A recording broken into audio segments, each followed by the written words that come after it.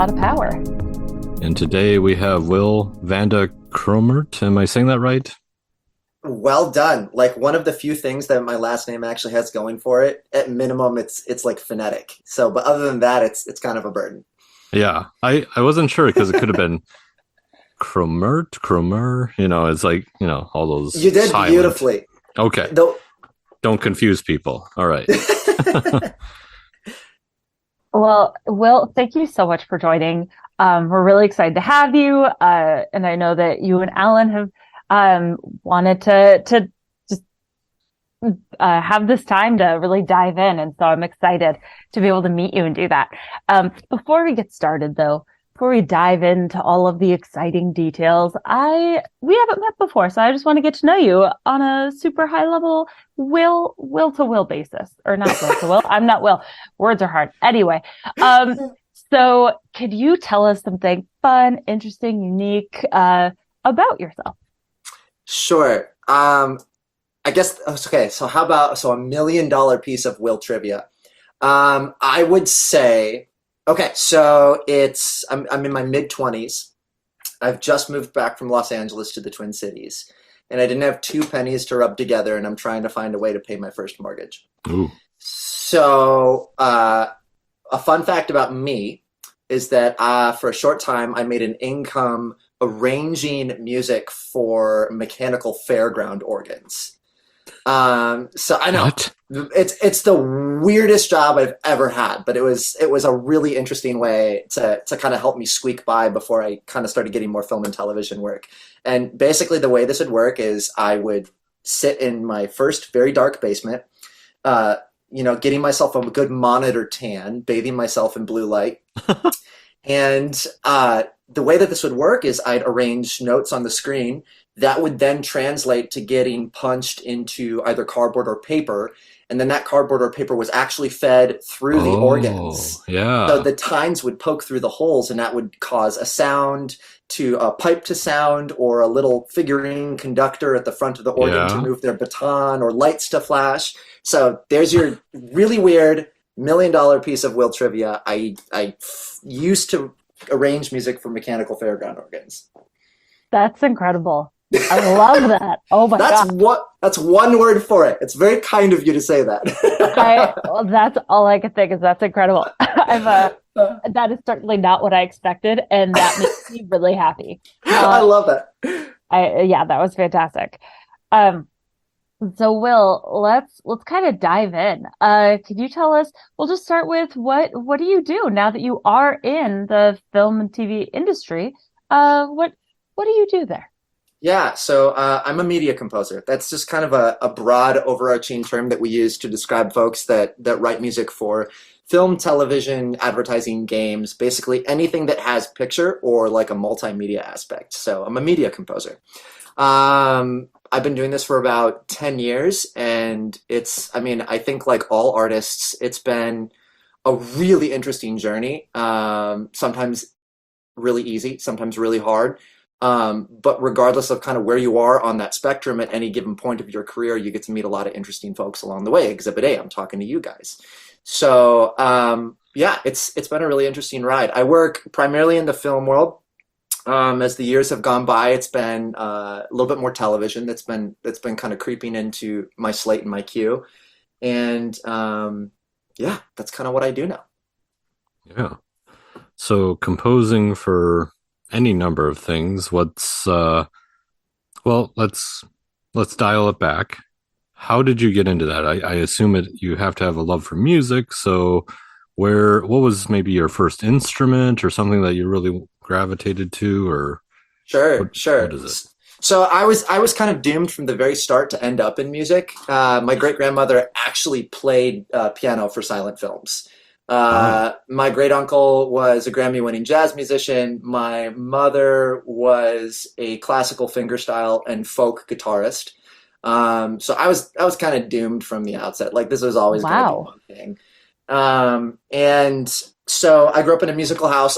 For lack of a better term, I kind of had a bastardized musical education. So I'd show up at a piano lesson on a Saturday morning and play Bach inventions and Beethoven bagatelles, and then would go home, grab my guitar, turn my amp to 11, and have band practice. And then we go play at venues on the weekends and stuff like that. So from a very early age, like even as early on as high school, there was really this split of musical influences ranging all the way from, hyper classical to really loud rock and roll, electronica, EDM, jazz.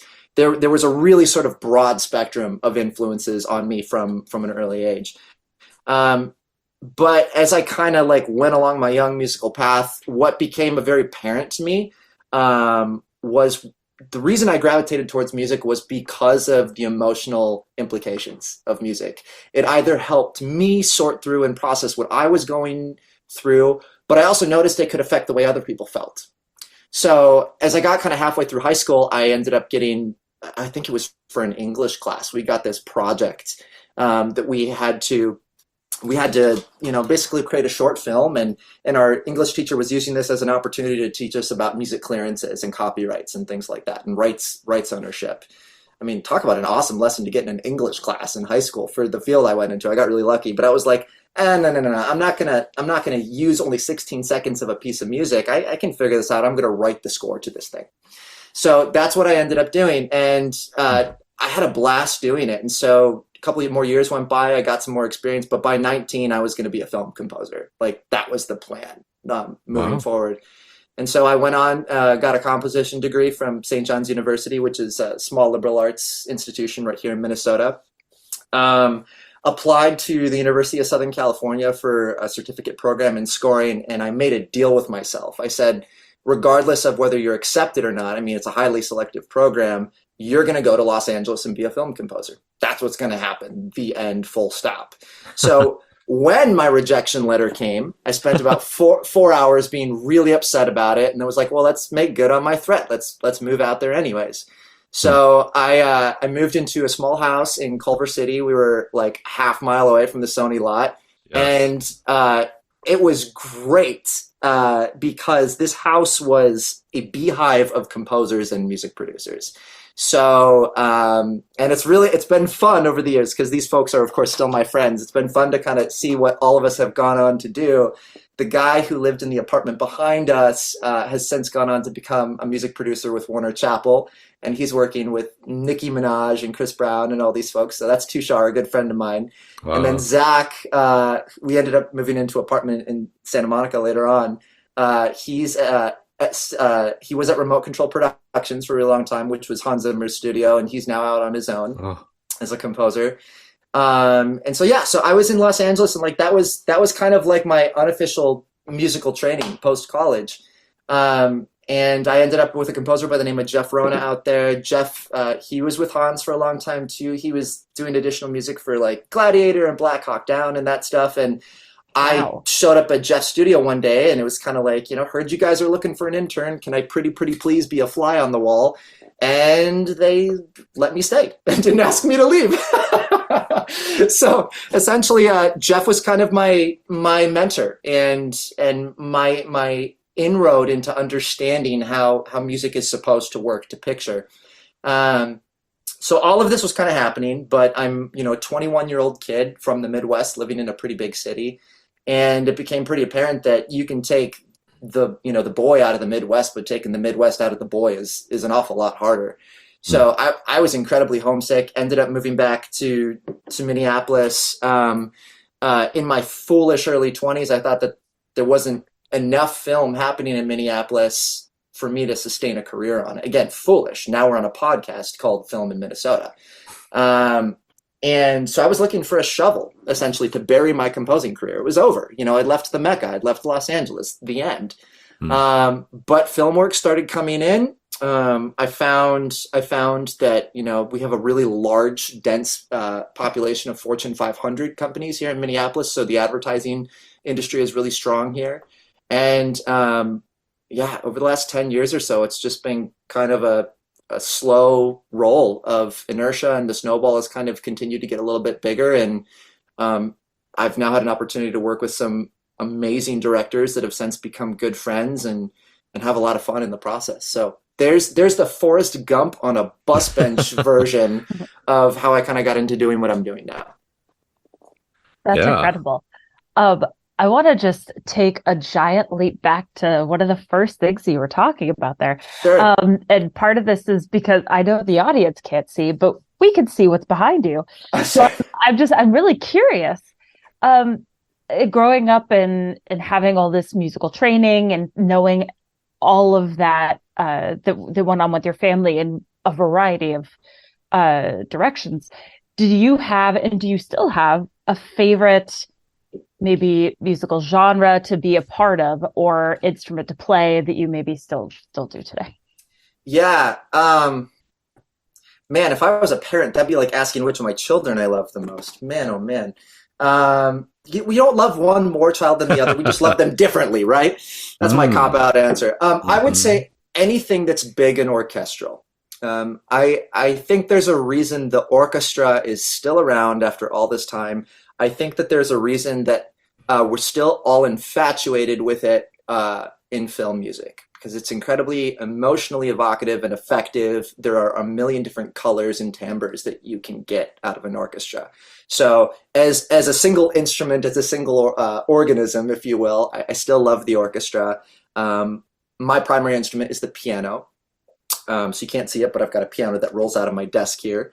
Um, yeah, so I'd say regardless of what the medium is, regardless of what the instrument is, I tend to gravitate towards music that's highly emotional, highly melodic, and very aggressive. I kind of swing on real hard on both ends of the spectrum. If it hits hard, either emotionally or percussively or otherwise, I'm into it more often than not.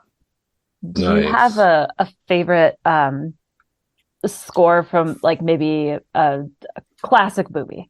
Yeah, Thomas Newman's score for Sam Mendes's Road to Perdition, hands down. I think that it's well, I mean anything that Thomas Newman touches turns immediately to gold.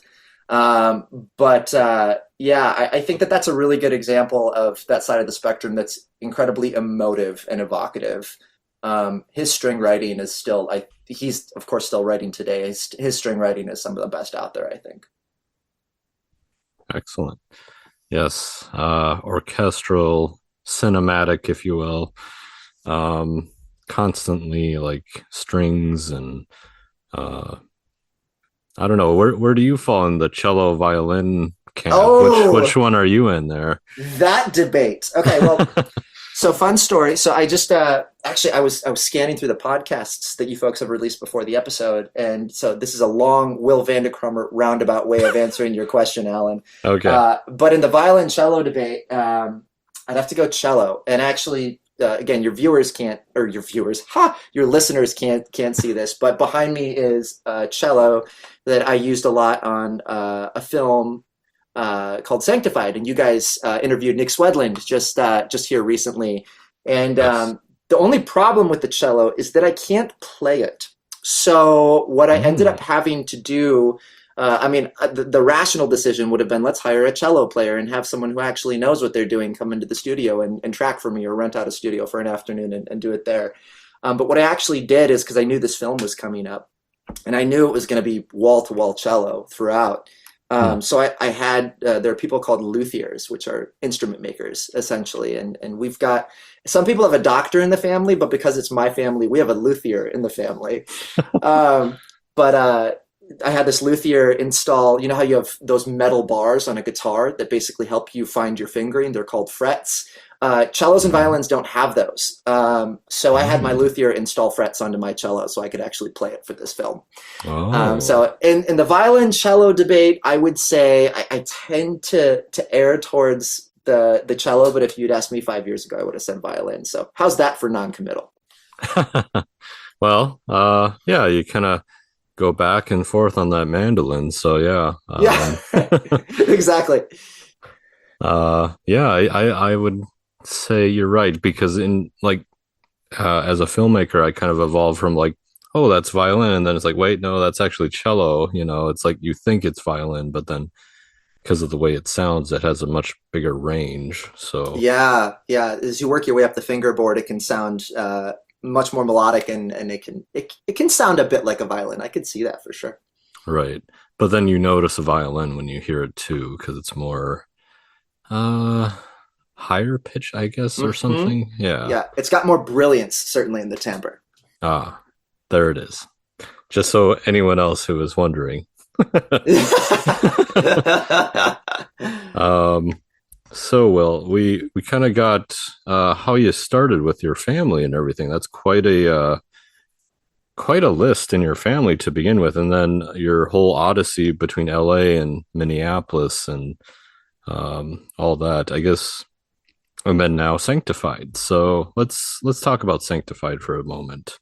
Sure. Um, yeah, talk about that. Just how did you come about that? He mentioned something about an organ, but I don't know what was that for you here.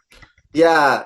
Well, I think so. I would imagine it's mostly film folk that are listening to the podcast. But for anyone who isn't film oriented, I think the thing that's forgotten oftentimes about the filmmaking process is how long it takes to get this stuff made from sort of the inception of the idea to post production when someone like me gets involved. So Mm, this film came to me as a first draft script. wow. So Dan Belinsky, the producer of Sanctified, and the gentleman who stars as West, or Wes rather, pardon me. Um, he'd written a story, and Nick had done some rewrites and kind of formatted it to be a proper film script. And so it came to me as a first draft script, and I knew the moment I read this story, it's like I want to score this film. This is the characters were so compelling. Um, I would never say this to a director, but I hate reading scripts. This was one of the few scripts, even for good films. It for me, it's just hard. It's hard to get my head into the film because there's this thing that happen from reading a script, I should say, because there's this thing that happens from script to principal photography. It never that what you see in your mind's eye compared to what is on the screen never marry completely. There's always a difference. And so generally, if you start writing or if you start sketching musical ideas based on a script, more often than not, you have to throw half of them away because you were writing for a fundamentally different film. But what I loved about this script is that it had such a strong sense of voice and presence from the get-go. I mean, it was very aware of who and what it was. You know, it was a non-traditional Western with sort of nods of the head and tips of the hat to classic Westerns. And so we just kind of started sketching right away based upon that first script draft. And we just kept in touch over the 2 years between that first script draft and when they actually entered principal photography. And I would read the script again, and I'd send a couple notes or a couple more sketches, and it was just basically a conversation until they entered post production. And that's always my favorite way to get in on a project because oftentimes by the time principal photography ends and they've entered the editing process, they've already made all the quote unquote fun mistakes of finding their way into this film. And Mm, I think what people forget sometimes is that as the composer, you still need time to make all those same mistakes to find your way into that story and to find your way to support those characters. And so what I loved about being brought on so soon is that it gave me that opportunity to take some of those really fun, chaotic missteps because that's how you get to the right spot is when you have that luxury of time. And so, yes. yeah, I that was kind of how I got into the film, and it was just a great process. What I love about working with Nick, but Dan as well. The reason I love working with them is they're so great about both having this sense of really, really, really strong vision, but at the same time knowing how to delegate. They only hire people they trust. So they'll give you an idea and they'll say, now run with it, go do something. And the amount of trust that they put in everyone on that production was not only appreciated, but I think it allows people to do their best work. And so, yeah, so that was kind of how the film came about, and that's kind of how our process worked. As Interesting. is this the first feature that you've been able to fully score, or have you done Yeah. some of those so far? So my first feature was 7 years ago. So yeah, so I've been scoring features for some time now, and I think I think what's really fun about having some of that hindsight and some of that experience is that kind of every time a film comes into your life as a composer, you kind of get to quote unquote form a new band every single time. And anyone who's ever been in a band knows that everyone's creative process is very different. And so some of the features that I've worked on, we don't score to picture at all. For some of the features I've worked on, we score partially to picture, partially away from picture, and then there's the more traditional approach where basically, everything is scored to picture, and that's how we approached Sanctified. But no, it was not my first feature, but for me, certainly it was a standout project. It was just a joy to work on. Out of those, so you mentioned a couple different ways of approaching scoring and everything. Is there one direction or one path that you maybe prefer over the others, or do they all kind of have their own unique excitement to them? Yeah. So, well, okay. So there's this really fun natural tension that I think that occurs between doing some of your writing to picture and some of your writing away. So if I were to kind of break down my ideal process and the one that works the best for me and the one that I kind of gravitate towards most readily, before I see, or maybe I'll see some of the visuals, or sometimes this will occur out of reading a script, we'll do what's called like a suite. And what a suite in musical terms basically is, it's just a collection of themes that we kind of bunch together as a single cohesive piece of music. So for Sanctified, the way we kind of approach this is we did a suite sketch, and we had sort of a sketch that was sort of Wes's theme. We had a sketch for Sister Hildegard, the nun. We had a sketch and a theme for Shaw, who's the villain, and then a number of other smaller musical elements that were sort of sprinkled in betwixt and in between. And the nice thing about that process is that you're preparing to write to picture, but if you just start writing to picture immediately, you, as the composer, can sometimes kind of become a slave to the picture, for lack of a better term. It's like, no, I got to hit that cut, frame accurate. We've got to make sure that the pacing is exactly matched to the video. But if you start writing a picture right away, it doesn't let the music speak on its own either. And so the best results that I've ever had scoring films have been where I've spent some of my time just working off of emotion, and based upon structurally and aesthetically what I know about the film, and then start taking those themes and starting to sort of superimpose them on the picture and fine tune them and finesse them. So I'm doing things like hitting cuts and beats and stuff like that. And once you kind of have your main themes down, it's really, the score kind of ends up writing itself more often than not.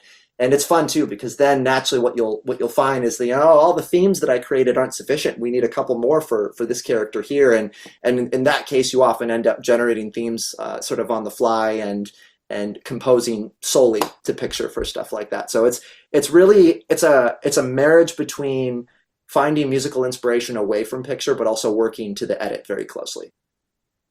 Right. Yeah, I imagine I know a thing or two about post-production, but when it comes to music, I'm kind of not in that. That's not in my wheelhouse. You know what I mean? I know where middle C is on like a piano, but that counts. That's more than most, Alan.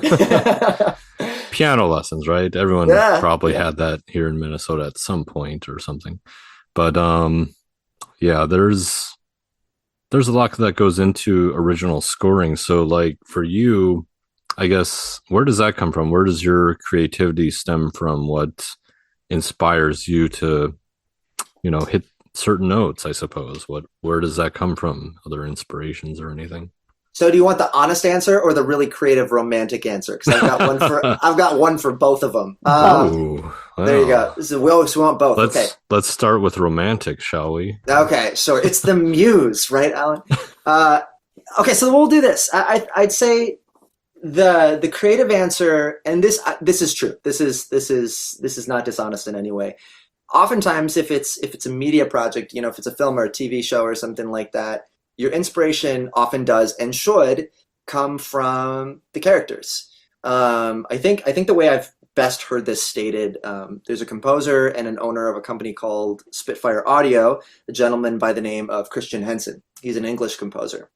And what he has said about finding inspiration from characters is essentially that composers have to be extreme empaths, insofar that we're drawing inspiration for the feel of the music from the way that the characters are feeling and the way that they're navigating a scene and the film as a whole. So if I'm ever stuck, or if I'm ever in need of a muse, you always go back to story and character. Always, always, always. Score is, even though there are lots of people that listen to scores all on their own, away from the film, scores are music with extreme utility, to put it unromantically. They serve a character, they serve a story, they serve a film or a TV show, or an advertisement for that matter. But if my inspiration oftentimes comes from the characters, for me. So there's the creatively romantic answer. The other answer, which is, I don't think there's anything wrong with this. Oftentimes our creativity comes from the reality of the deadline.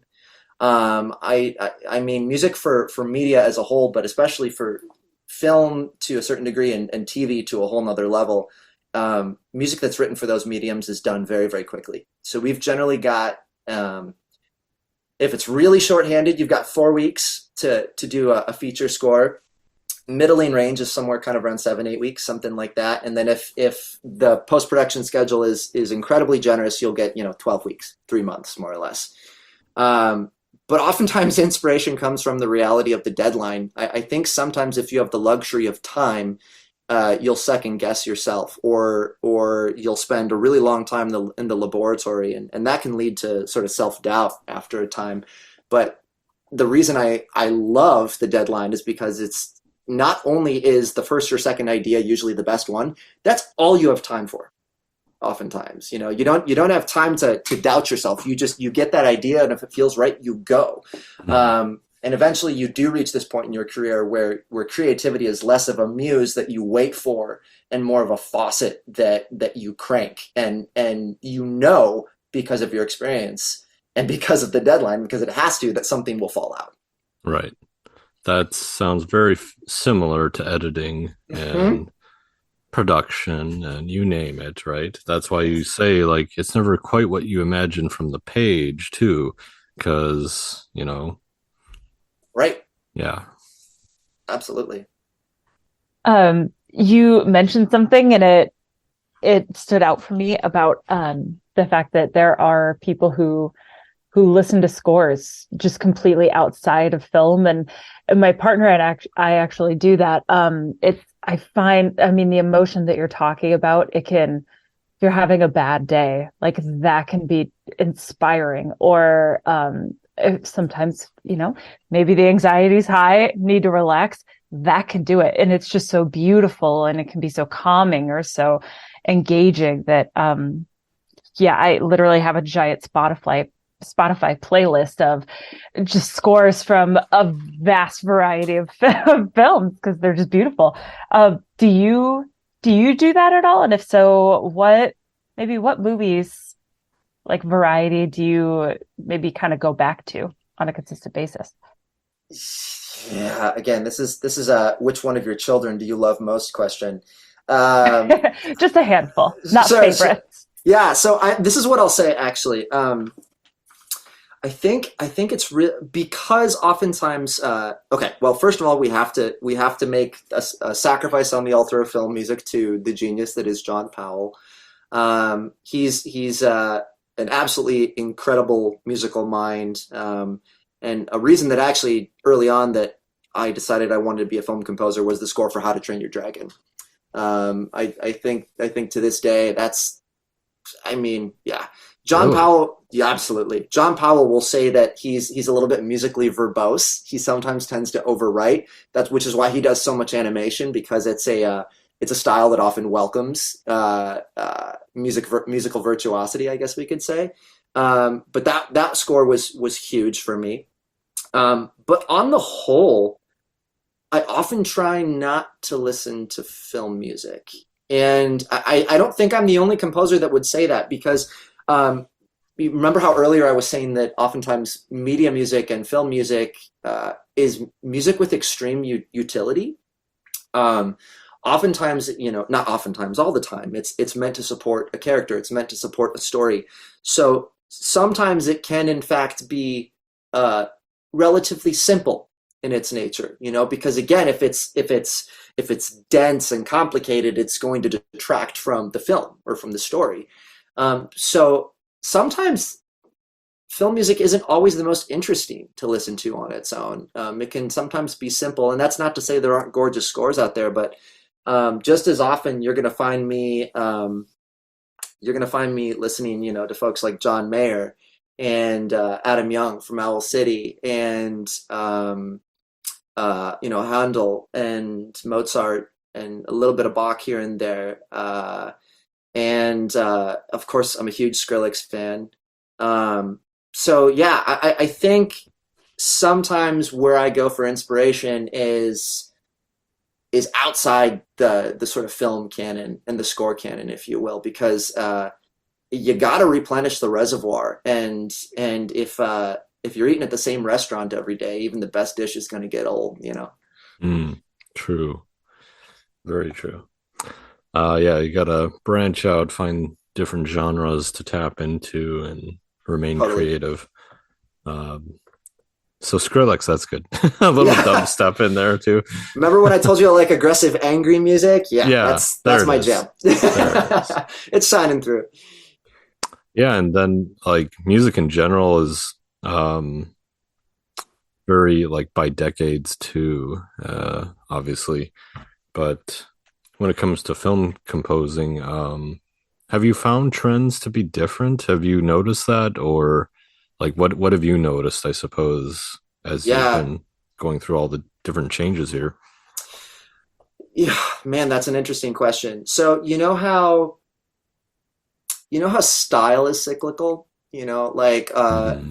we can get away wearing some of the same stuff that our parents were waiting if that our parents were wearing if we just wait long enough. Right. Um, I don't think that film music is immune to that in any way, shape, or form. I think that there's sort of an ever-changing zeitgeist, but it's cyclical, so it always comes back around. So I think one thing that's really interesting is this constant sort of oscillation between more traditional orchestral scores, sort of hybrid approaches where it's lots of electronics and lots of orchestra, and then Hmm. just full on electronic or more experimental scores.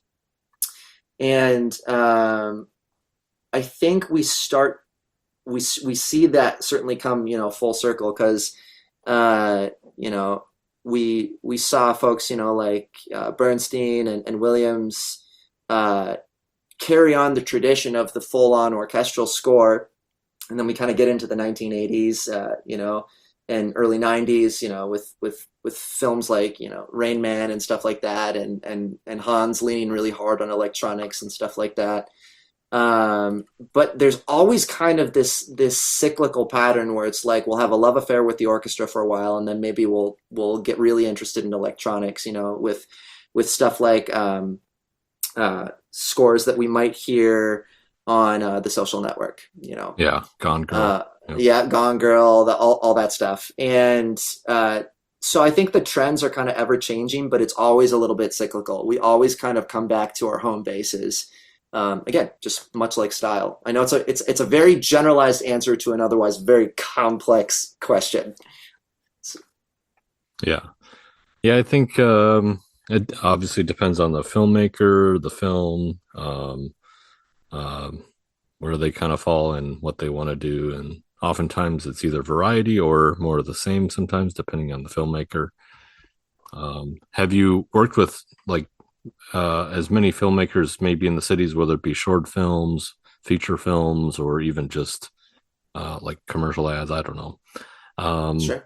what have you noticed in kind of the musical options that you've provided to like filmmakers specifically?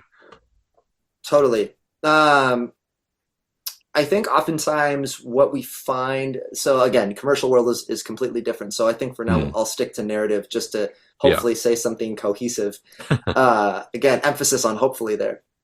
I think oftentimes sort of the musical colors that we pick for a score should kind of match the scope of the world that it's accompanying, right? So there's a reason that films that I've worked on more recently, like Sanctified with Nick Swedland or End of the Rope with Charlie Griak, there's a reason those are bigger scale orchestral scores because for Sanctified you've got huge buttes in huge landscapes, you've got gunfights, you've got all of this, you've got horse riding action sequences and stuff like that. It's a story that's big enough for that sound, or it's a sound that's big enough for that story, I should rather say, because again, music should enforce the story. Hmm. So that's a trend. I don't want to say too much about End of the Rope because it has not released, of course, but I don't think I'm really giving too much away by saying that the trailer for that film was orchestral, and we certainly used some orchestral colors for that score too. So that's sort of a newer trend, and it's really exciting to see some of these more ambitious films of scope come out of Minneapolis because as the composer, you get to kind of take all the crayons out of the coloring box and have a blast, musically speaking. Um, for other stories that I've told for Minneapolis films, they've been more intimate. They've been smaller worlds, where maybe it just takes place in an apartment, or or maybe it's just a handful of characters in a smaller cast or something like that. And what we'll do oftentimes for stories like that. So one of the examples I could gravitate to, there's a local cinematographer by the name of Alec Schwant, and Alec had created a short film. Man, this was almost 10 years ago at this point already, called North. And what we did for that film was what I think I've done for a lot of films here in Minneapolis, which was, we go with a piano and an acoustic guitar and electric guitar, the end, because we want something small enough and intimate enough where it's going to complement this two character cast. We need something that's going to complement that aesthetic.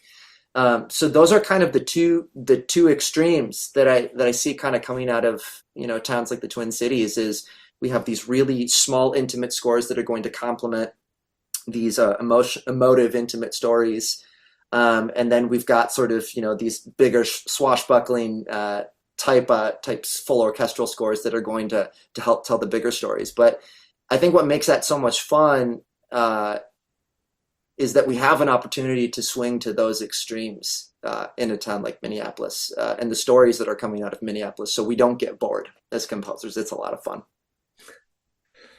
Yeah. Well, let's since we're on the topic of composers, talk to us about did you participate in Scorefest, was it? So I have not participated in Film Score Fest, but what I can Oh, say is okay. that Charlie McCarrion, who runs Film Score Fest, is a good friend of mine. We actually both went to St. John's, and I just ran into Charlie at a party this last week, and I know Film Score Fest is in full swing at this point. Unfortunately, Ah, I've either had projects going or have had some other things going on while Film Score Fest is happening. But while I've never participated in Film Score Fest, Charlie's a friend of mine and an excellent composer in his own right. cool. Well, maybe one day for the both of us, we could, partake as well. I'm into it, dude. That sounds rad. That sounds like a blast. Rahana will be on that too, hopefully. So, Oh, absolutely. I love it. Oh yeah, that'd be great. all right. So, Will, what's kind of coming up next for you here? What's kind of on the horizon or about to come out? Maybe you kind of mentioned a few. So, Sure. So about a week and a half ago, I just finished another feature. We did a double header this fall. So End of the Rope, which is an absolutely stunning film directed by Charlie Grack, a Minneapolis director, and produced by Dan Belinsky of Canticle. Also produced by some of the folks at D&N Cinematics, Bismarck-based company, but they have an arm here in Minneapolis now as well. So that has a release date that is, I'm thinking they'll be announcing that fairly soon. So we just finished that. Right now, I'm waiting for a video game project out of Malaysia to start. But first things first, kind of after you get off a film, you kind of, or two films in this case, you kind of have to hit the reset button. So I'm kind of back to exercising and trying to eat right again and taking cold showers and reading all the books that I've been missing out on. So it's kind of like when you're on a film, you're really kind of a mental athlete. And just as if you're an athlete, you need time to recover. It's kind of what I'm doing right now. So there's a game project starting. We're doing some music for some Spotify playlists, and in January, hopefully, I can't say too much about it because we're still waiting for the green light, but there is a Netflix series based out of Europe that is going to be coming up. And so I'll be doing hopefully some music for that one as well. But again, right now, the modus operandi is relax, rinse, and repeat. You said the Netflix series in Europe, and my brain automatically went to Bridgerton. And if it's not that, then I'm going to be sad, and that's all there is to it. And I know you can't say anything. So in my head, that's what it is. Well, the only thing I can say is that it is not Bridgerton. I'm sorry. I'm a little heartbroken, but I suppose at least now I know. I'm sorry. So Will, as people, hear your scores and hear this podcast, and, they're looking for a composer and they want to work with you, how can they maybe get in touch with you, or even, how can they hear your scores in general, unless if there's an opportunity outside of watching these films, which everyone should watch the films anyway. Sure. So the best way to kind of get in touch with me and learn more about me is my website. Again, as we established at the top of this episode, my last name is a doozy, but it's willvandecrommert.com. And you can see some of the films I've worked on there. You can listen to some of the soundtracks. As we also said, I think we said this, I'm not sure, but I'll say it again just for good measure. The Sanctified soundtrack is on all major streaming platforms right now. But yeah, the best place to learn more about me, hear my music, is on my website, willvandecrommert.com. And yeah, I love getting emails from people. I'm kind of a teacher at heart. Unfortunately, I don't have much time to teach anymore. My writing schedule has just become too busy, and I hate saying that as an excuse, but it is what it is. But I would encourage people to reach out, even just with questions, either about scoring or to discuss projects, of course. But if someone's interested in learning more about what this looks like as a career or anything like that, I would just encourage them to reach out on my website, because even though I don't have as much time to do it anymore, I love talking with young composers, and it's a part of my life I miss an awful lot sometimes. So yeah, but anyhow, long Will Van De Crommert answer, my website, best place to reach me. That's excellent. And yeah, everyone should see the films when they're released, and as well as listen to the music, because it's available now. So it's kind of like, when films come out, you get the soundtracks usually first, and then it's like, oh, what does this mean? What does this do? And where does this fit in? I was that way with The Matrix. That was kind of one of my go-tos when I was young. Don Davis. Those are excellent scores. Dang. Yeah, another one of my favorites. Just the main title alone, just opening, just like, oh, we're in the Matrix now, Yep. Yep. Well, we're at our final question. You probably know what this is. I actually don't, and I'm really excited. Well, it's how do you want others to maybe remember you by? Is this right now or post-mortem, Alan? Remember you most for. I suppose this is just in general, like the overall arching theme of your life, I suppose. No, I'm just kidding. Maybe after seeing the movie that you scored, or after working with you, or in 30 years, when all of a sudden your score just pops into their head. Sure. So I think oftentimes I don't have the pleasure of meeting everyone that hears my music. But I think one thing that I value an awful lot is my relationships with the filmmakers that I work with. And I think one thing that I work really hard at when I'm on a project is to not only deliver the best music that I can, but also to make it a good experience for the collaborator that I'm working with, to make sure that not only we're delivering, something that's going to sound great and that's going to make their film sound great, but also that they have fun in the process. So what my hope would be is that when a director or someone that I've worked with hears my music again, is that they don't just remember the music, they remember how much fun they had with me. And I think the reason that that's so important to me is because I think, as this goes for creatives in general, but certainly to composers and filmmakers and actors and actresses and everyone in between, I think that there's this temptation that we often equate what we do with our identity. And that's just fundamentally not true. I mean, our craft is one thing and who we are is something that's very different.